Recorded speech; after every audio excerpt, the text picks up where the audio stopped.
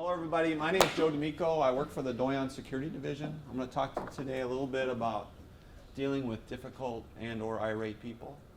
I don't want to drag this on, but I'll tell you a little bit about my background. I came up here in the Army in the 70s, before most of you were born. And then I joined the Alaska State Troopers, and I did about 23 years with the troopers in the Marshal Service. And I learned a lot about how not to deal with irate people. I would have loved to have training like this when I went to the academy, because basically in law enforcement, sometimes you see the worst of people, and I know some of you do as well. But the tools that we were given were more in the physical sense. So we're going to try to show you some strategies today that might help you keep those situations from getting worse or physical. The scenarios in here you're going to see, this is a customer service department. And really we're all in the customer service business if you think about what we do. In shareholder relations, they have customers. Carolyn, you're dealing with customers. Whether you call them shareholders or clients, Sharon's outfit, they have client, or what do they call them? Members. So, but it's still a service. I mean, you know, even in the security business, Veronica's up at the front desk, someone comes in there, that's her customer. So these scenarios in here is based on a customer service department, and I think it's actually a city government office, but they do everything from tree clearing to cable TV. They try to make it as broad as you can. So while the actual services they provide might be different than yours, dealing with the people is what all of us do. My trees are overgrown, but they're not overgrown, they're just full the way they're supposed to be. And your guys come in when I'm not home and cut down my trees without my permission. They just trimmed them. Same difference. And now my rhododendrons are getting fried by the sun, dying even as we speak. There's not much we can do about that. Not much? I expect the city to pay for my dead plants, replant my dead plants, and pay for a screen to shade the new ones until the trees grow back. I really don't think that's gonna happen. Really? Well, if it doesn't happen, I'll have a lawsuit slapped on you in, about 10 minutes. Ma'am, you have to keep the overhead wires clear. And with all due respect, your plants aren't the city's responsibility. You call this respect? You asked the mayor how he'd feel if I went to his house and cut down his trees. How would he like that?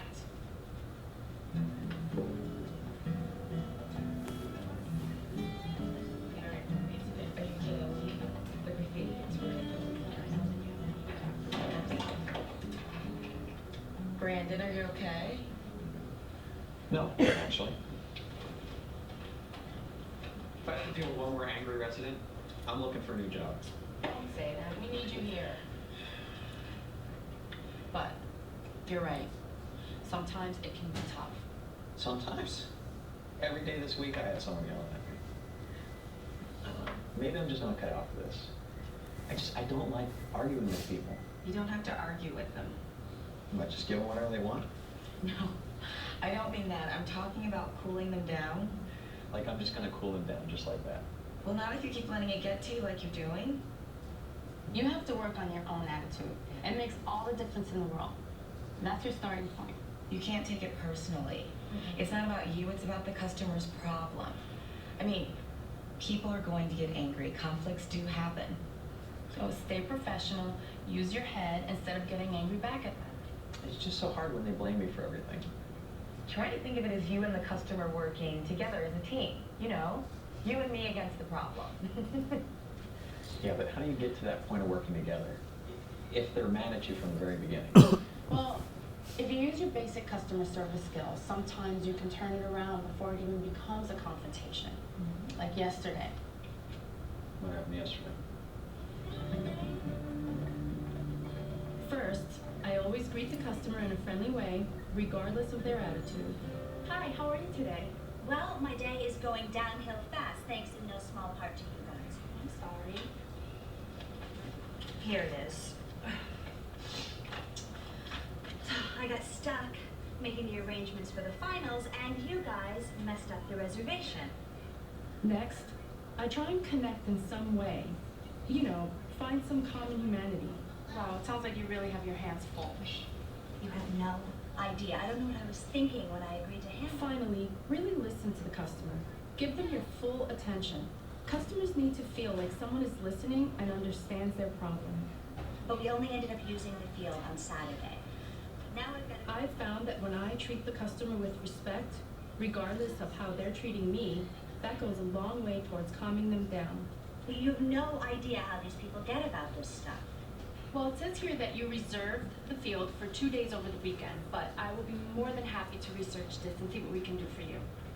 Well, I don't have time to wait around here all day. Well, I'll tell you what, how about you leave me your telephone number and then I can call you back later this afternoon once I've had a chance to look over it? All right, okay, let's do it that way. Just call me on my cell phone. Now, why don't you just write your telephone number here and I will call you back this afternoon as soon as I get any information. Okay, I get it. It's hard to argue with someone who's being nice to you. Being kind and attentive usually disarms an upset customer right off the bat. But what if your prevention strategy didn't work? What if being civil didn't calm her down? Well, then I might have used one of the 3 breakthrough techniques we use here. Breakthrough techniques? Yeah, hasn't anyone told you about those yet? No. 1, transfer the customer. 2, take a time out. 3, draw the line. Exactly. So if being polite hadn't calmed my customer down, I could have used breakthrough technique number 1. Okay, breakthrough technique number 1. I don't think you understand. I don't want you to call me back later. I want you to give me a refund right now. You think I have time to come back here later and deal with your mistakes? You've got to be kidding me. I'll tell you what, let me ask you to speak to my supervisor. I'll get it for you right away. It will just take a moment. I should hope so. Breakthrough technique number 1 works like magic. The customer almost always calms down in order to appear reasonable to the next person who steps in. Hello, I'm Leslie Jennings. I understand you They have said a almost. question about a field rental charge. Yeah, well, as you can see from the receipt, I got charged for 2 days, but I only ended up needing the field for 1 day. Well, the weekend rate usually includes a commitment to pay for both days, but let me just take a look here, okay? Even if the same conclusion is reached, the customer is much more likely to accept it when having it confirmed by someone else. So you transfer the customer to someone else. Right. And the best thing is this works if you ask your manager to help or you transfer the customer to a coworker. Making that fresh start tells the customer that they're getting the attention they want. Well, next time I can't find Leslie, I'll call you in to handle it. Anytime. I wish I thought to call you last week. Oh, I had a real doozy. What happened?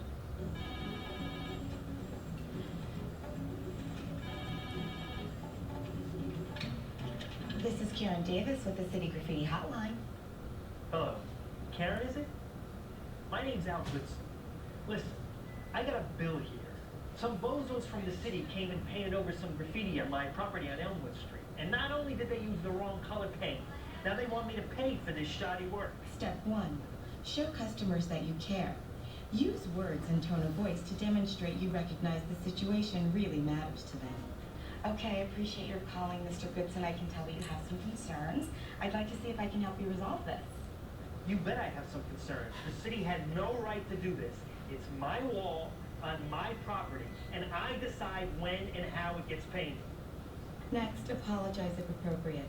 Apologizing is easy to do, and it goes a long way in addressing the customer's issue. Okay, Mr. Goodson, it is possible that the city made a mistake, and if we did, I'm very sorry. You did make a mistake. Let's just get that straight.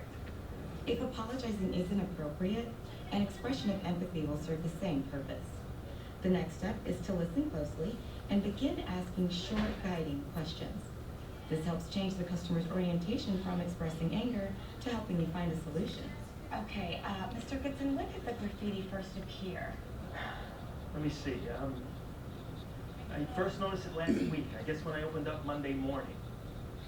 By involving the customer in the investigative process, they're often distracted from their anger. Okay, and when did the city paint the wall? Must have been this morning. Looks like it only took 10 minutes.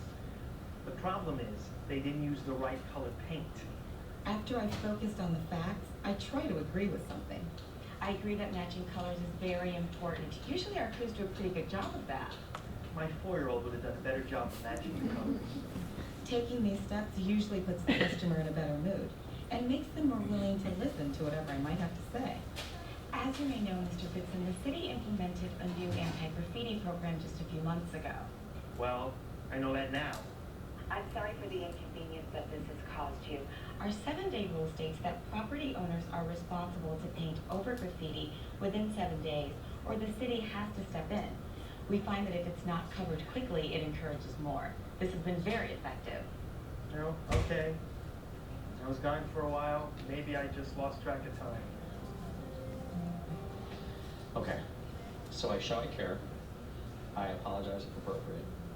I ask short guiding questions, and I find something to agree. That's right. And another important thing to remember is that until you research it, you don't know whether the customer's problem is our fault or theirs, and you don't know what you can do to help them.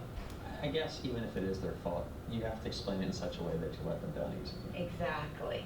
Hey everyone, how's it going? Hey, Hey. how are you? All right. Gotta go. Brendan, I'll check in with you later.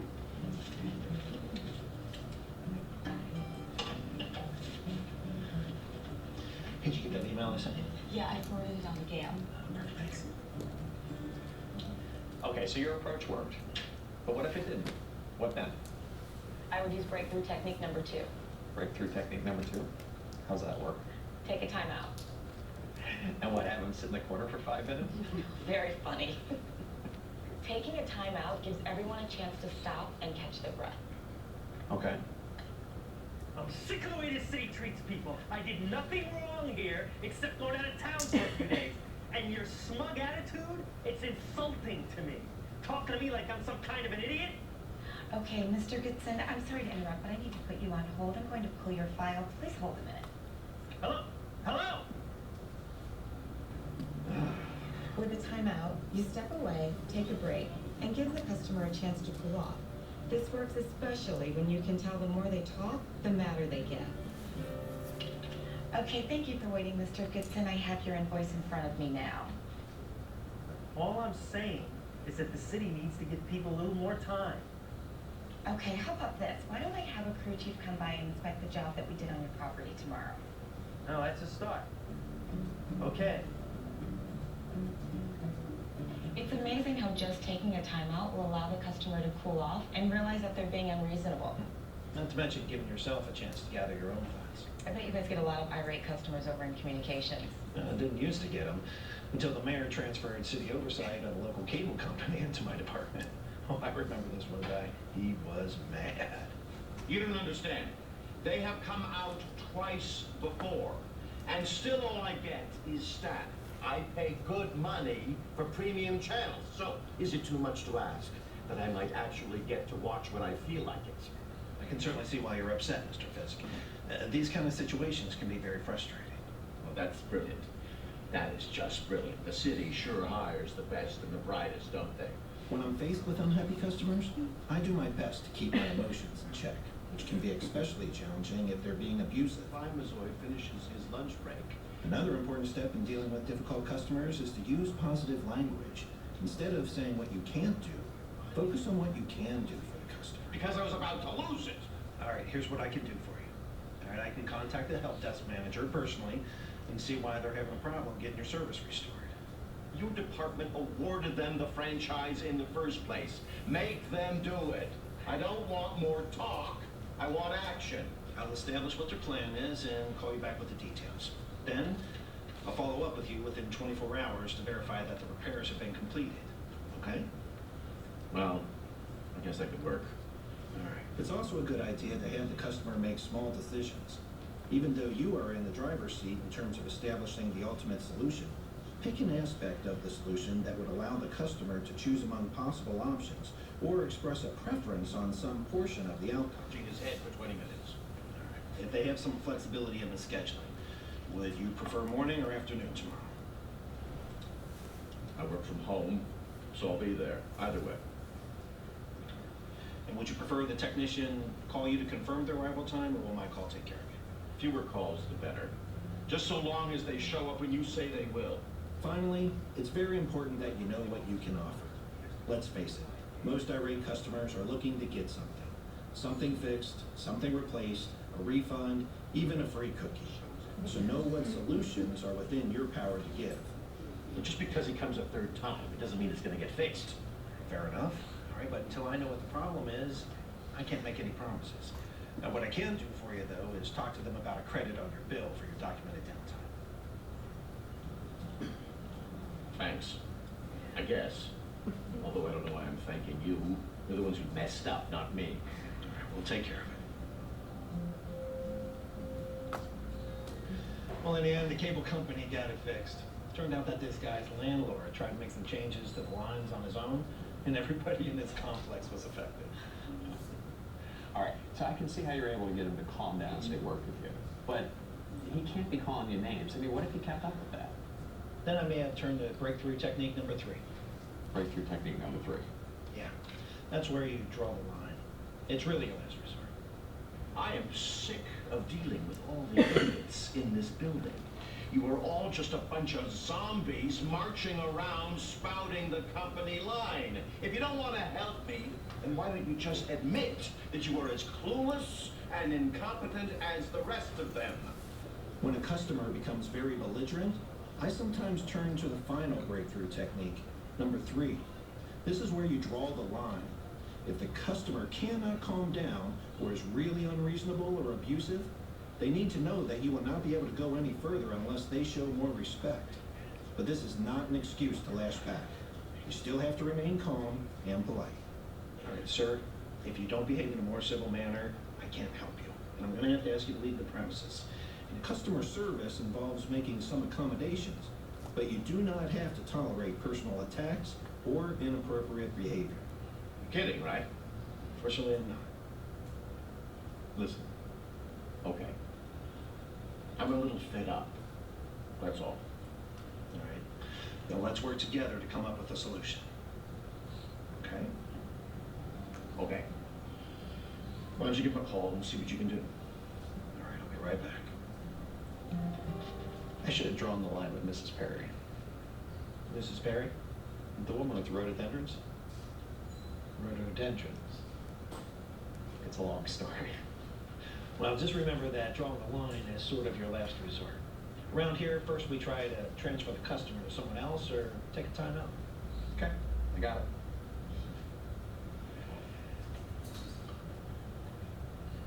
Well, I appreciate the training session.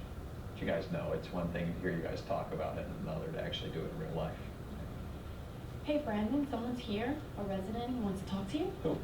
I don't know.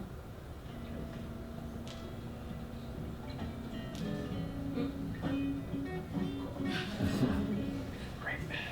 It's Mrs. Perry. Mrs. Perry? The woman with the rhododendrons.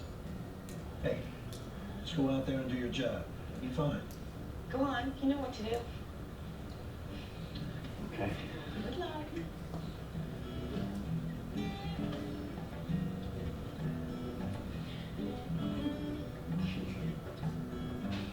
Greet the customer in a friendly manner. Hello, ma'am. How are you doing? I just went home to check on the plants again.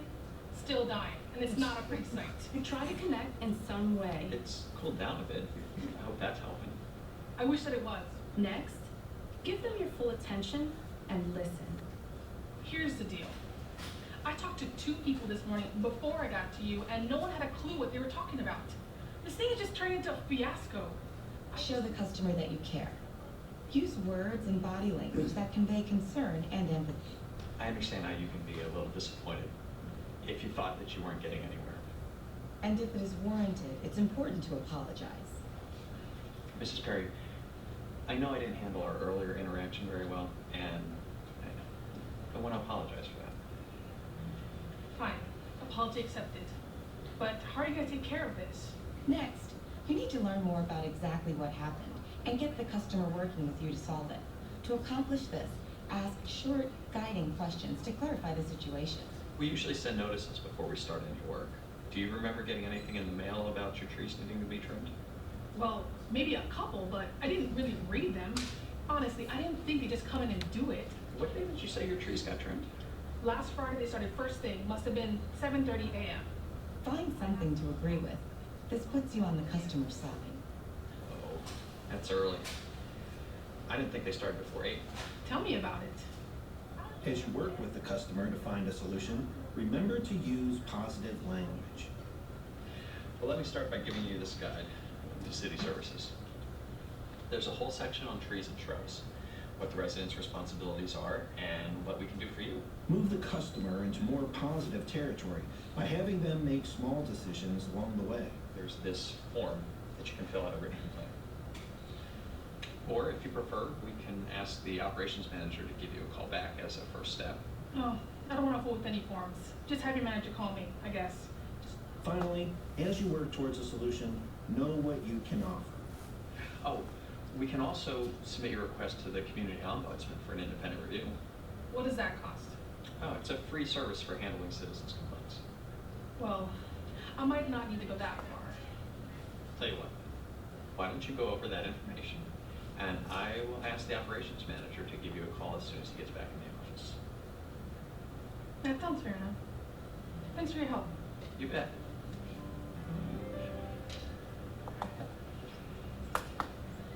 Well, How'd it go? Piece of cake. Having a plan sure does beat argument. Gets easier and easier as you go. Thanks for your help, guys. Hey, got another customer. Hello, ma'am. How you doing today? Not so good. I've been here for half an hour, and I have a really simple question. I'm not getting any answers. Sorry, I'll try and help you out. What's your question? I actually called yesterday, and they told me to come in personally.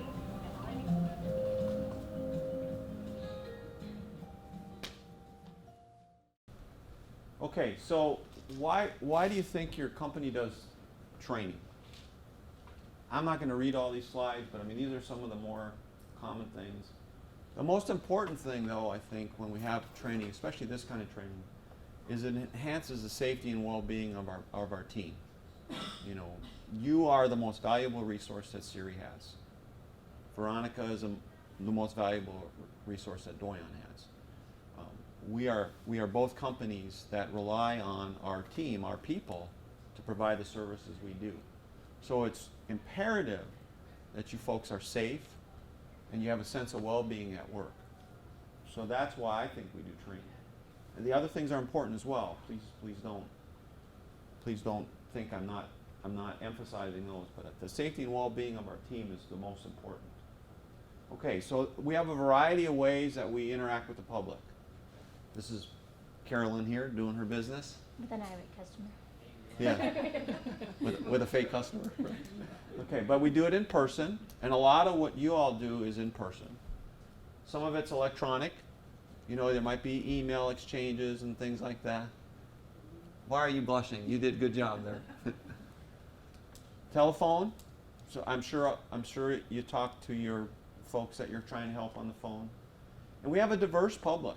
You know, because I was a trooper, I got to visit probably close to 80 or 90 villages in the state and all of the major cities. And this is a very diverse state, more so than probably anywhere else in the United States. And so people have different perceptions about things. They have different things that are important to them. And we, in the customer service business, we need to remember that. Because what might be important to you may not be important to them and vice versa. When somebody comes to shareholder relations or customer service for help, that's probably one of the most important things on their mind while they're there. And for most of you, this is an everyday deal. You know it's not a big deal to transfer stock or to get a will or to trim trees and on all of the different things that you all do. They don't know that. So we have to remember that. A friendly greeting is very important. You know, you have a nice young lady, smiles at you, says, "Good morning, can I help you?" That starts to set the table for good interaction. You know, you get that gruff sourpuss face, you know, you're starting at a deficit. Consider how you would want to be met. Okay, would you rather be met like this? Of course. Even if I come in and crabby, how am I going to stay crabby at the two nice young ladies there? Okay, with $1 million smiles. Okay, so your personal attitude. Remember in the video, the first clip with the young man there, he kind of he looked like he had a little bit of a chip on his shoulder when he greeted the lady with the rhododendra. I don't know if I'm saying it right. Remember that don't take their problem personally, okay? They're not really mad at you. They're mad about the problem. You're just the messenger. Remember, we've all heard the term, don't kill the messenger. Unfortunately, most of us are in the line of work that we're the messengers. So focus on the facts, not the ration of bad feelings they're giving you, okay? It's not about you, it's about the problem. We got to be professional. There's a slide we're going to get to in a minute, and it talks about, think about if every contact you had with a member of the public or your shareholder, your client, if it was videotaped, would you be proud of that videotape if it made it on the television that night? That's kind of the test. You know, I kind of feel happy because when I broke into law enforcement, we didn't have car cameras. You know, car cameras have made police officers a lot more professional. So think about that as you're dealing with the public. You know, everybody runs around with a cell phone. How many cell phone videos have you seen? The things that probably weren't handled as well as they should. So remember, if that situation was put on television, the way you interacted with that person, would you and your employer like the way it was displayed? We always have to maintain our personal integrity. You know, what do they talk? What's the thing about? You don't want to roll in the mud with pigs because you both get muddy and the pigs like it. You know, that's how we address our personal integrity. You know, if the person you're dealing with is obnoxious and rude and profane, you don't want to stoop to that level. I always teach young officers, take the high road. Always take the high road. You never go wrong taking the high road, because we don't want to get down to that level. And then remember, you heard the one guy, he was dealing with a guy with his cable TV problem, and he's talked about, look, if you're going to act like this, you're going to have to leave. You know, none of you are paid to get sworn at, threatened, anything like that. That's not our jobs. Okay? But try something like this. You know, attacking me is not going to help you with your problem. Let's try to work together. You know, keep giving them that out to calm down and to de-escalate. Remember, we want to show some empathy. They talked about, you know, we're going to get to apologies in a minute, but they talked about apologize when appropriate, but if not, show some empathy. Even when I was a trooper, my pet peeve was wife beaters. If I found a wife beater, that person was going to jail. But I still tried to show empathy because there's a family that's left behind. So yeah, the bad guy went to jail, but you got to think about the aftermath as well, and that applies to your jobs as well. You know, be empathetic. You might not be able to help them to get exactly what they need as far as a benefit or something, but if you can show some empathy and maybe find something else that helps them, you're still hitting a home run. Our job is in the customer service business is to collaborate with people to help them solve a problem. Think about it. You're problem solvers, or your supervisors are problem solvers, or you're the screener of a problem solver. That's what we do. We fix problems. I always tell when I teach leadership, a good leader makes big problems go away and little problems disappear. Big problems and little problems disappear. That's what we do. So remember, we always want to greet them professionally and friendly, regardless of their attitude. If they come in there with a big scowl on their face, smile as sweetly as you can and greet them properly. Treat everybody with respect, regardless of their behavior. Remember, don't get down in the mud with them. It's really hard to argue with someone continuously when they keep being nice. Now, don't be fake nice. They can sense that. Smile goes a long way. Who'd you rather deal with?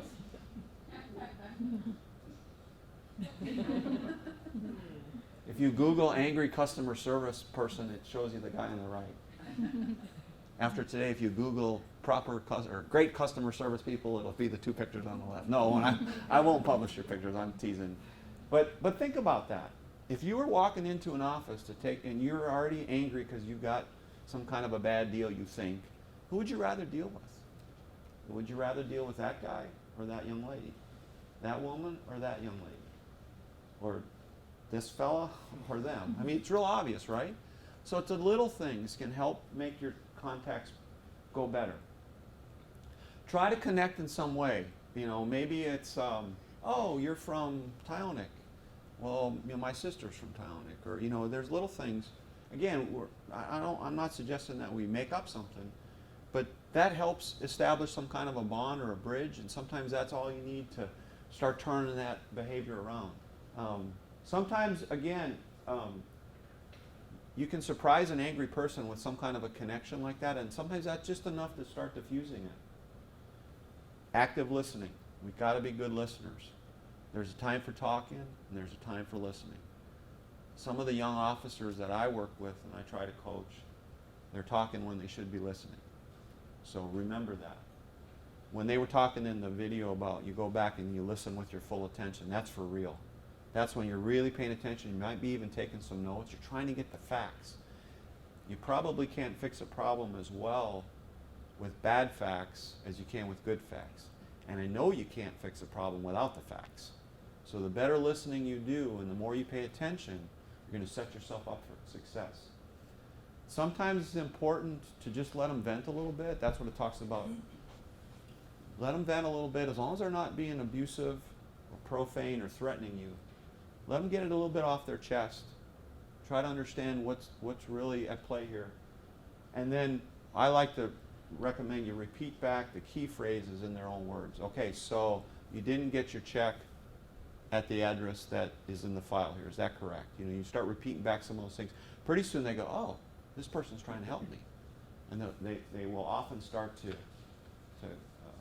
diffuse. So this is what we do. We want to encourage that little bit of venting. You know, we're not going to let somebody rant and rave for an hour. You know, you're going to have to figure out how much of that. But if it's still going the right way, let them get a little bit of it off their chest. Nods are a good thing. Don't interrupt unless you need to because the behavior is inappropriate. We don't mimic people. These confirming phrases are good. I see, okay, Not seriously, really. I taught my granddaughter, my other one, how to say seriously to her mom when she gives her chores. My daughter-in-law is not too happy with me right now. But anyways, I digress.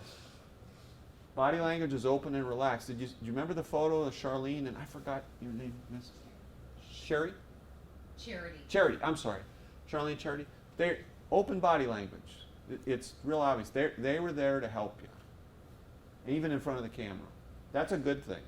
And you remember the stern, and we're going to get to a few more photos in a minute. That will put people on guard, you know. Okay, remember, these are the don'ts. If I'm raising my voice, let's not get in a shouting match. One of the few things I learned as a young trooper right away was the quieter you talk will sometimes bring the argument down. Some guy's ranting and raving, I said, excuse me? So then he's trying to listen because he couldn't hear me, so he quits yelling.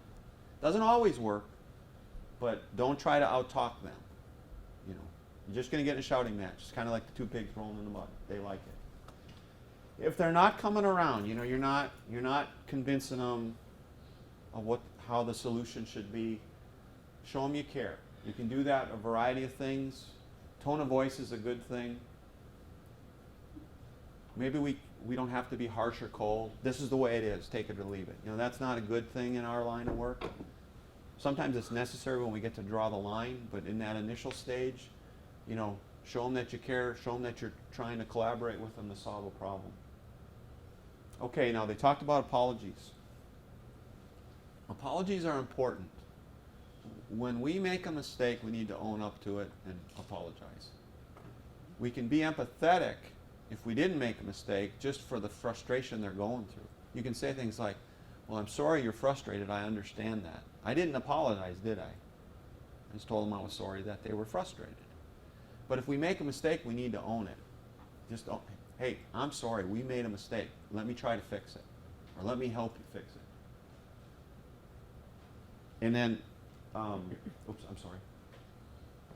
I call them an action apology and a reaction apology. It doesn't mean, an apology doesn't necessarily mean you're apologizing for you or your company's actions, okay? An action apology is when you or your company made an error. That's the one you own it. Say, we made a mistake. I'm going to fix this for you. Or I'm going to get you to Charlene and she's going to fix it for you. Or I'm going to call Randy because he's the only one I know that can fix this, but we'll take care of it. That's when we own it, okay? The reaction is, you didn't make an error, but you want to show some empathy. So I put 3 that I've found that have worked over the years. I'm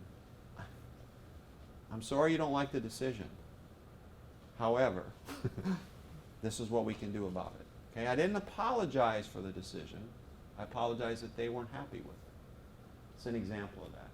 It doesn't obligate you to take blame, but it might make them feel a little better because, well, she's human. Miss Charlene's all right. You know, she's going to help me fix this or try to fix it.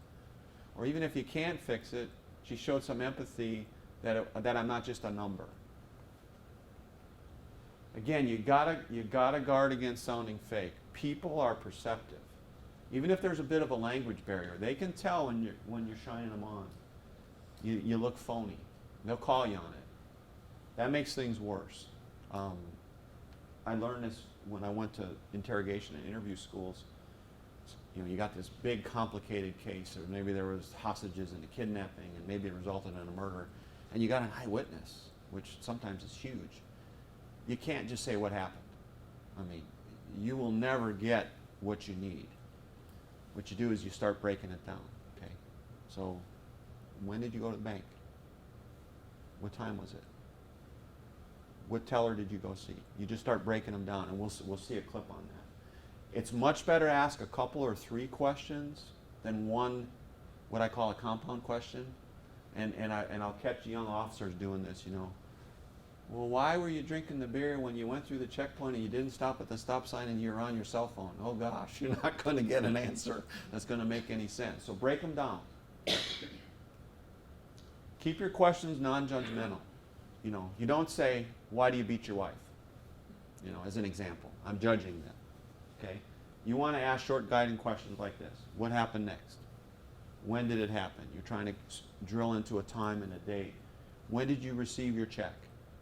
Who was the check made out to? What was the amount? You can ask 2-3 questions, get that information. And then if you can, find something to agree with. Okay?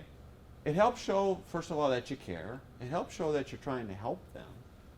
And it might get them to listen to you a little bit. Because sooner or later, once you get the facts of the problem, you've got to start to deliver information to them. In other words, you've got to become the speaker. And you want them to listen to you. So if you can find something to agree on, they'll become a little bit better listener too, and they'll quit trying to, you know, yell at you or scold you. You don't have to agree that they're right, but you can probably find something in their complaint that you can agree on. Like, hey, I realize this is frustrating. I'm sorry about that. Okay? I just agree that he's frustrated. Okay. So, oops. And sometimes all you can agree on is there's a problem and it needs to be fixed. Sometimes that's as good as it gets. Remember, now once you thoroughly understand the problem, that's the time for you to take charge. So that's positive language. I'm going to do this. Charlene's going to call you tomorrow. Randy's going to do this, and then we'll get back to you. And try to give them a time frame. Did you remember on there, I think in the one incident the guy says, and within 24 hours you'll get a call back from a field supervisor and verify that this is working. That's a good thing. Okay, so you're giving them something to look forward to. We got to keep up our end of the bargain. Otherwise you're setting yourself up for a repeat visit. And be clear and specific. You know, I always say, keep it simple, stupid. KISS. I will, we can, we will. Those are positive languages. Don't promise something you can't keep. Know what you can promise. If you need to get a supervisor over there to help you determine what you can offer, then do so. Let them make small decisions. Did you notice on the video in a couple of the incidents they said, would you like us to call you, or do you want us to just show up, or, you know, okay, let them help make decisions. That's empowering them. It also shows them that you're working with them instead of saying, we're going to do this or we're not going to do this.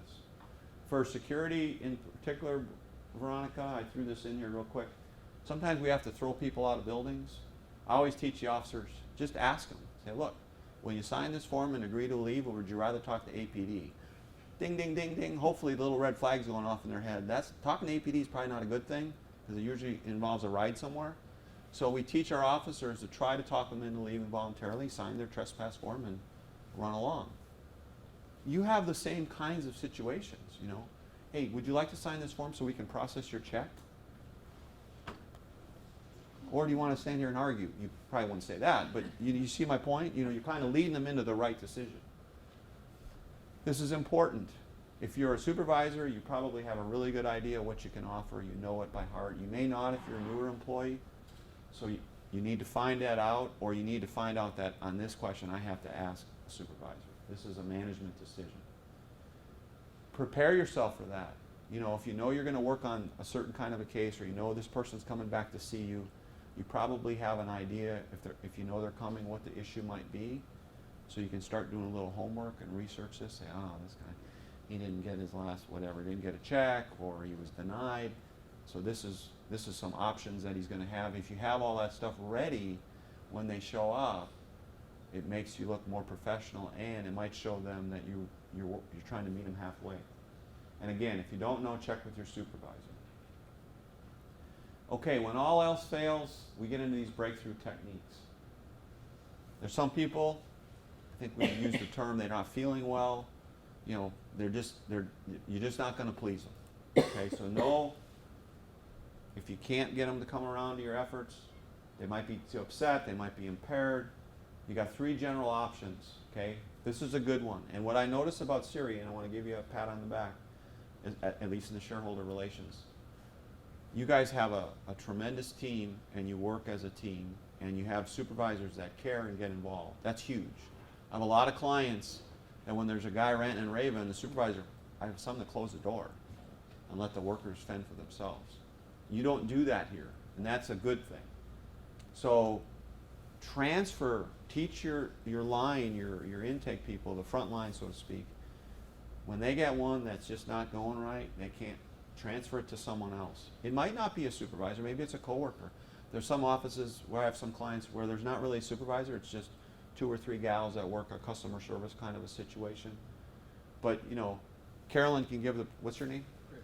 Carolyn can give the problem to Chris, and Chris can take a shot at it. Sometimes that fresh perspective is all it needs. Now, if you've got a Charlene in the hip pocket, you know, you can, Charlie, you know, and sometimes that's what it takes. Sometimes, you know, transferring them by phone to someone is all it takes. But if the person thinks they're getting a little extra attention, you know, I've had people call me because my captain at, you know, the port, and the port's one of my job sites, he supervises 22 officers. And he's a supervisor of 4 other supervisors. And sometimes they don't like what he tells them, so they call me. So if I just can't convince him, I said, the guy said, I want to talk to your supervisor. Okay, he's the president of the company. I'll get your name and number, and I'll give it to him. Okay, so what? You know, hopefully he's going to give him the same story I did. You know, and that's why we're fortunate here in this building, because you have involved supervisors. And again, someone like Charlene got more experience.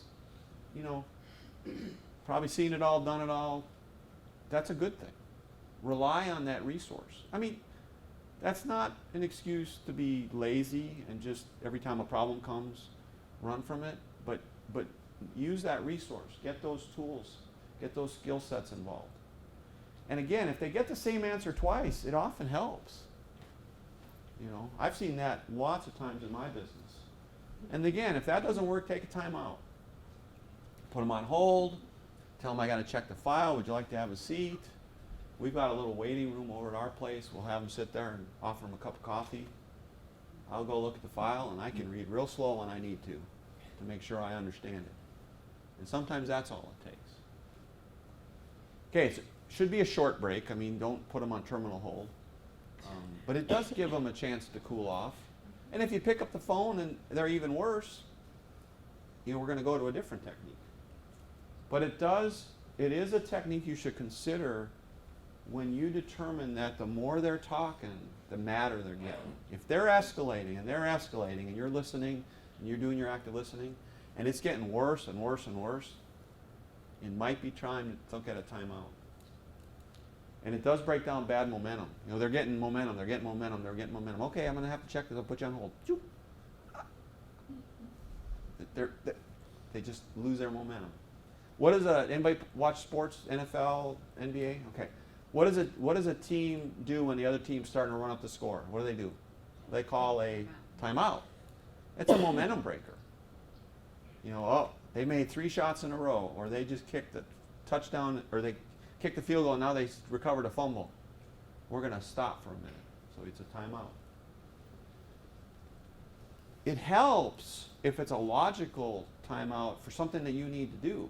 You know, if you're not familiar with the case, I imagine in your line of work you've got to look at paperwork and records and things. It probably helps if that timeout can be called because you need to do something meaningful. And then you come back to the phone and say, oh, I found your file. So the guy might listen because he heard the magic word, my file, and I looked at it and I noticed this and this and this. That's a good thing. Tell him, you know, I'm going to put you on hold. No, I've got to check something. I'm going to put you on hold, be right back. Okay, and if that doesn't work, draw the line. Now don't laugh at Charlene. That is a great picture. No, but when we're talking in a minute about body language, what does that picture tell you, though? All kidding aside. Now, we all laughed. We shouldn't have, because she was helpful. But what is that? What's the first thing you notice, Carolyn, when you look at that? The answer is no. The answer is no, or what about her body language? Right. It's closed. It's negative. You're right. It's no. What else does it tell you, Veronica? She's mad. Well, she's mad or she's had enough. That's the way I looked at it. And that's what I asked her. I asked her to shoot that pose for me. But that's how we draw the line. Look, I've tried. I've opened my body language. I've listened to you. I've tried to give you some solutions, and it's not working. All right. I've had enough. I'm telling them. Okay? I mean, hands on the hips, closed, kind of a little bit of a stare. No smile. Okay, we're drawing the line. We're telling them that this is not going any further. Okay, we remember, we have to make accommodations to our public, our shareholders, our customers, our members, okay? But we don't have to tolerate personal attacks or inappropriate behavior. Siri does not want you people assaulted or insulted or threatened at work. I'm confident of that. Nobody's told me that, but I know that. That's a fact. Randy will tell you, he's the safety manager. They don't expect you to take that kind of stuff, okay? So if they can't calm down, and you've tried other things, and you've tried bringing in a supervisor, you've tried accommodating them, and you're not working, it's not working. It's getting worse. We're gonna draw a line, okay? That's not time for you to lash back. It's not like I gotta get my licks in now. It's just like the guy said, sir, if you can't calm down and you can't quit insulting me, you're gonna have to leave the building. I had one of our security captains the other day actually do this. He had just gone through the class. It was kind of funny. And this lady called, and she had lost a suitcase and had some money in it, and I believe all of that.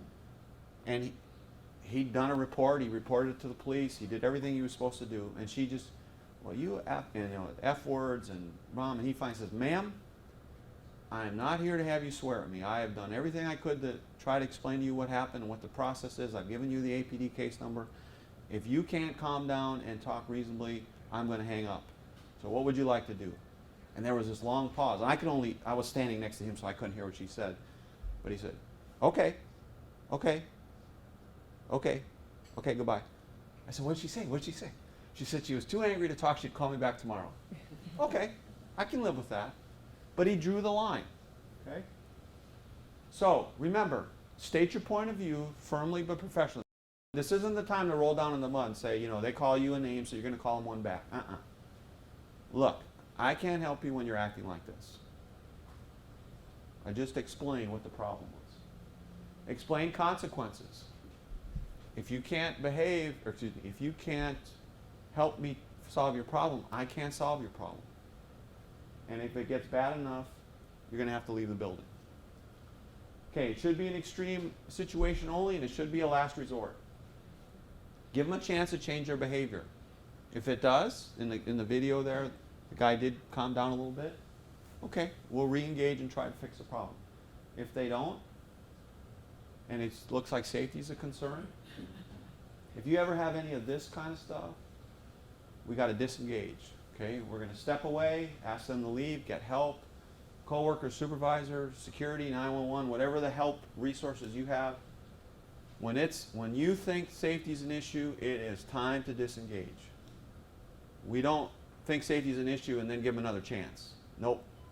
If that threat was made or you think it was getting there, it's time to disengage, and we gotta get intervention in there.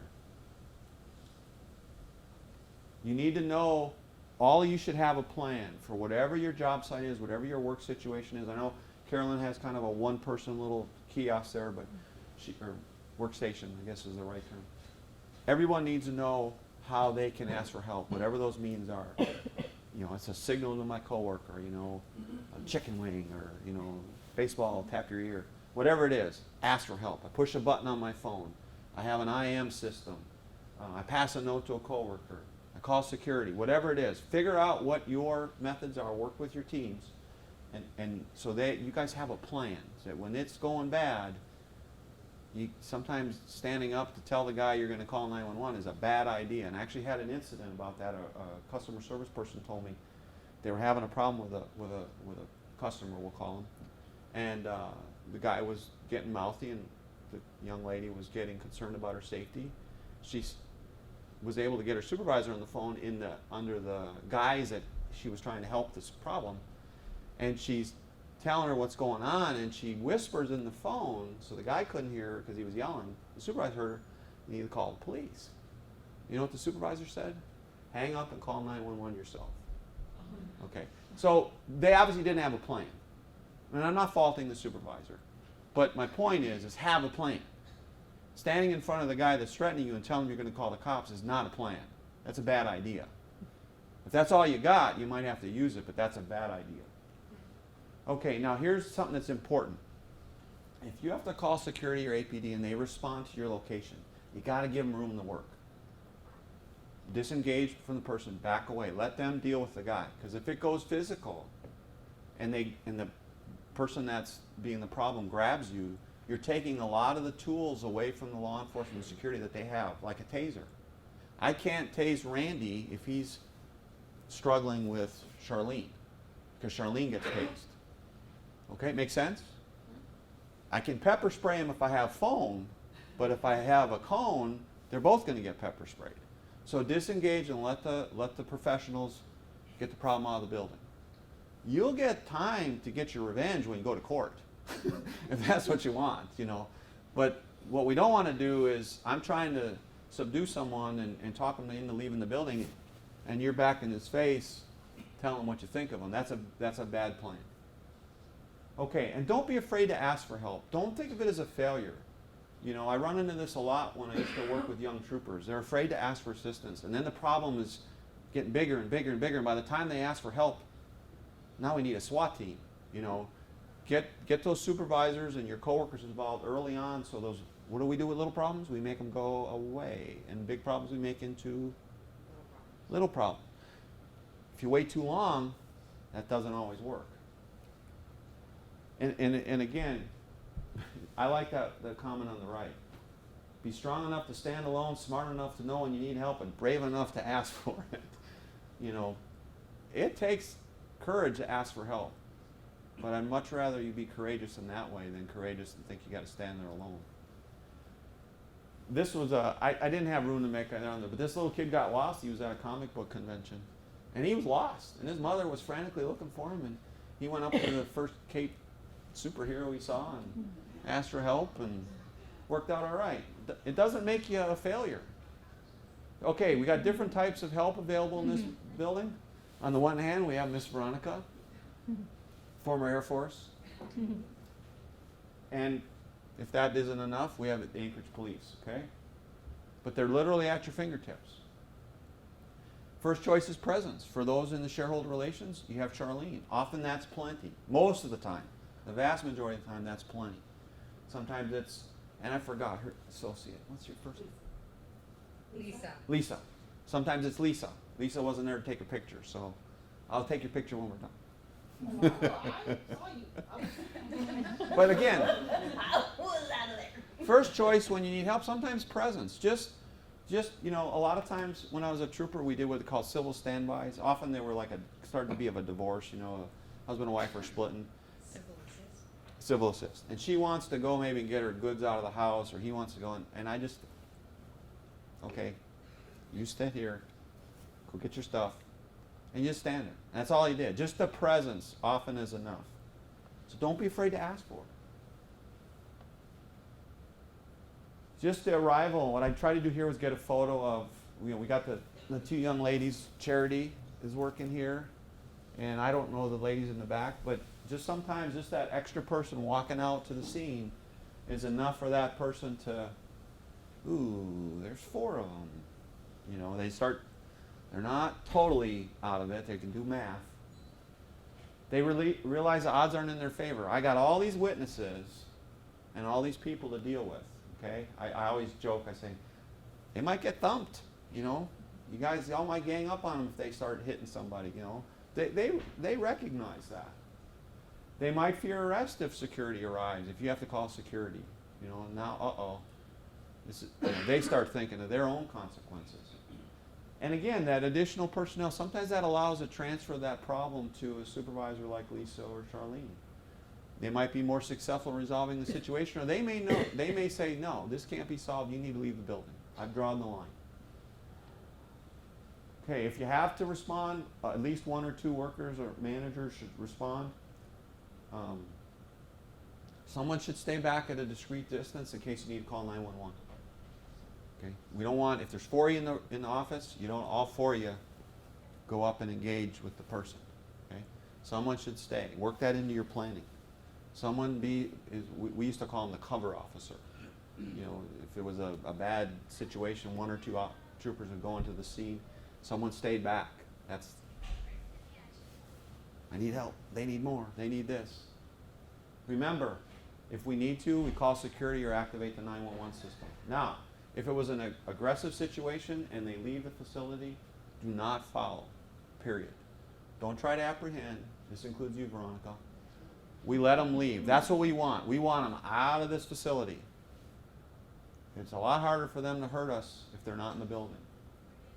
It's what we want. Now, security, if it allows, you might consider them following to the front door of the building. Notice I said the door. Safe distance, verify that physical vehicle description for the police. 911, can I help you? Some guy just threatened so-and-so in the Siri building, and they're leaving in a blue Subaru. This is the license plate. We don't leave the facility. Questions? Really?